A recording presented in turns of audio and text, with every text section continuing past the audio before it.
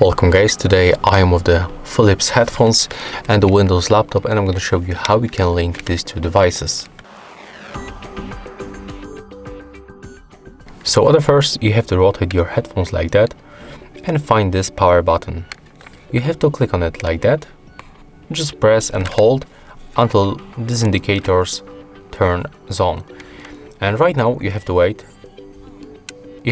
until this indicator start blinking on the blue and the red quickly.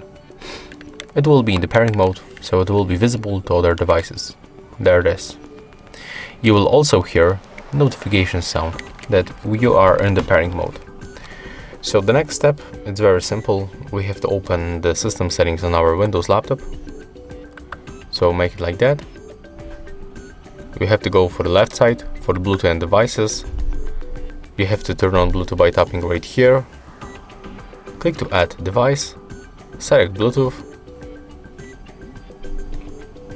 and now take a look on available devices list and wait for your Philips headphones. Click on them once with the left mouse button, and there it is, we are successfully connected. So yeah, that's how we can make it step by step.